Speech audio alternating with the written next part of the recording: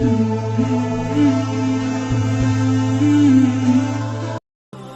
kita bicara. Dalam satu kelompok riwayat hadis dari Abu Daud, apa kata Rasulullah SAW?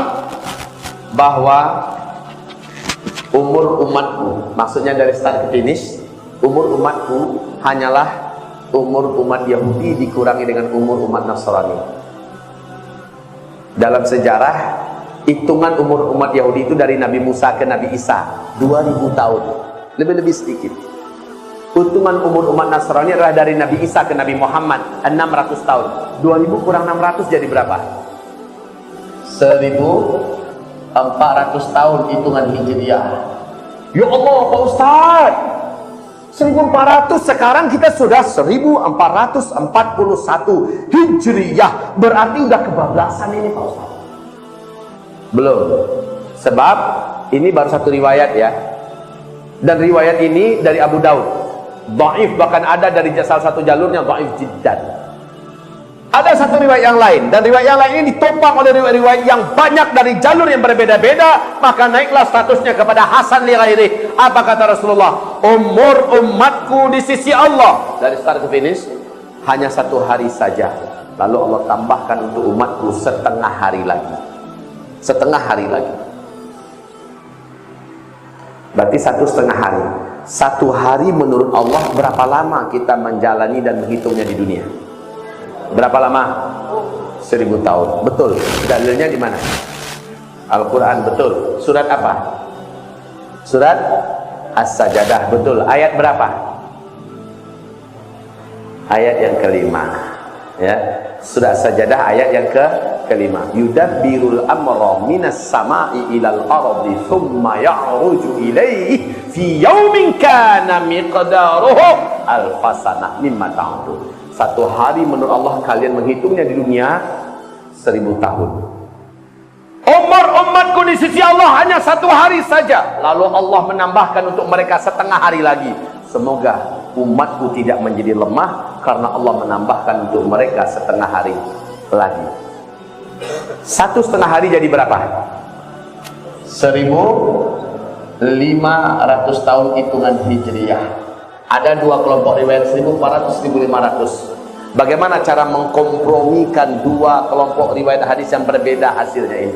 Ternyata ini domainnya para ulama hadis.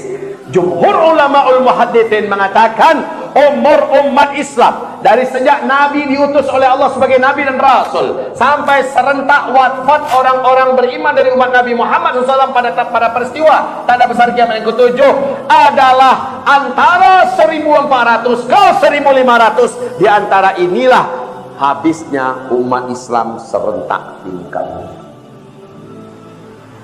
Nah, dalam masalah ini ada beberapa ulama ahlus sunnah yang kepleset Pak.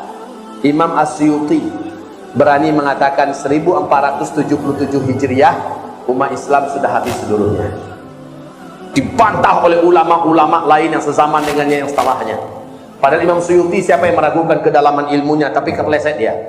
Ada yang mengatakan 1476 Hijriah umat Islam sudah habis. Ada yang mengatakan 1482 Hijriah umat Islam sudah habis. Saya setuju dan sepakat dengan para ulama-ulama lainnya dari Ahlussunnah Jamaah menolak penyebutan angka tahun tertentu sementara dalilnya tidak ada dari Al-Quran atau dari hadis-hadis yang sahih. Lalu cara yang baik bagaimana? Dalam masalah ini saya lebih tertarik dengan redaksi bahasa dari Syekh Al-Hafiz Imam Ibnu Rajab Al-Hambali. Beliau mengatakan umur umat Nabi Muhammad ini dari start ke finish adalah lebih dari 1400 tahun Hijriah, tapi takkan lewat dari 1500. Takkan lewat dari 1500. Ini angka yang paling aman. Lebih dari 1400 takkan lewat. Sekarang yuk kita berhitung. Tahun berapa Hijriah sekarang? 1441 hitungan Hijriah. Hijriah itu sejak kapan mulai menghitungnya? Sejak Nabi hijrah dari Mekah ke Madinah, kan begitu kan? Nah, Nabi hijrah setelah 13 tahun di Mekah. Menghitung umur umat Islam itu bukan sejak Nabi hijrah, tapi sejak Allah utus beliau sebagai Nabi dan Rasul. Maknanya ada 13 tahun beliau setelah jadi Nabi dan Rasul di Mekah yang belum masuk ke hitungan ini. Betul tidak? Tinggal ditambah 14 41 tambah 3 13. Yang udah jalan jadi berapa? 1454. Sekarang kita ambil angka yang paling maksimal, angka yang paling mentok, angka yang paling aman. 1500 aja dah dulu. Walaupun peluangnya sebelum-sebelum itu ada ya, tapi kita ambil angka yang paling aman, yang paling maksimal, 1500. Tinggal dikurangi 1454. Berapa hasilnya?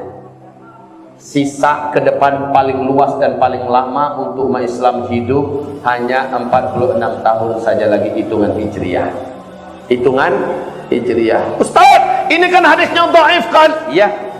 Untuk apa ini Ustaz? Kan sudah saya sebutkan tadi adabnya. Jangan jadikan landasan akidah dan keyakinan. Cukup diilmui dan dijadikan pengetahuan. Muliakan hadisnya. Setuju tidak?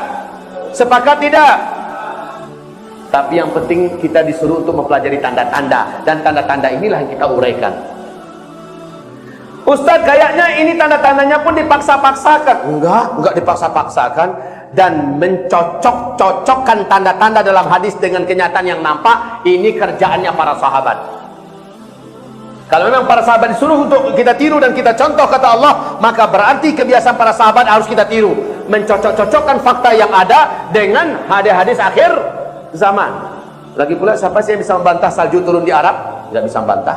Siapa sih yang bisa membantah Arab menjadi kaya raya dan sekarang berlomba-lomba, sekarang menjadi jahiliyah luar biasa? Betul tidak? Siapa yang bisa membantah? Nggak bisa dibantah itu Pak. Siapa yang bisa membantah Sungai Efrat mengering di Irak? Siapa yang bisa membantah kaum muslimin yang kami cinta dan kami muliakan akan apa yang saat ini terjadi di dunia Islam? Siapa yang bisa membantah bahwa kita bukan fase keempat sekarang ini? Siapa yang bisa membantah tanda-tanda Dajjal? Nah, ini tanda-tanda Dajjal. Kalau ada yang punya rezeki, selama ini kita sudah umroh ya, kita sudah haji, kita sudah umroh, kita sudah ke tanah suci bolak-balik, tapi belum pernah ke Baitul Maqdis, Masjidil Aqsa. Dekat sana ada tanda-tanda akhir zaman yang sudah terjadi. Tanda-tanda itulah Dajjal akan keluar dan sudah terjadi. InsyaAllah ta'ala bulan Maret saya akan berangkat kembali ke Masjidil Aqsa. Siapa yang mau berangkat bareng saya silahkan, daftarkanlah dirinya. Kita akan ke Yordania mengunjungi tempat-tempat paling bersejarah termasuk Gua Al-Kahfi.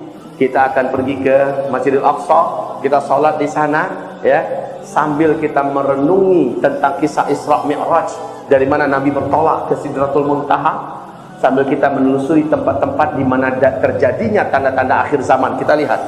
Setelah itu kita bertolak menuju ke Mesir. Kita akan pergi ke Gunung Tursina dan kita akan melihat di mana Laut Merah di menyeberangnya Nabi Musa dari kejaran Fir'aun, dan kita akan terus melihat dan ketemu dengan Fir'aun. InsyaAllah silakan ini ikut bergabung dengan kami. Tinggal daftarkan saja ke nomor HP 0852 9222 908. Ini paling terakhir pendaftarannya adalah bulan Januari. Ya, kalau ada yang mau bergabung ikut dengan kami nanti.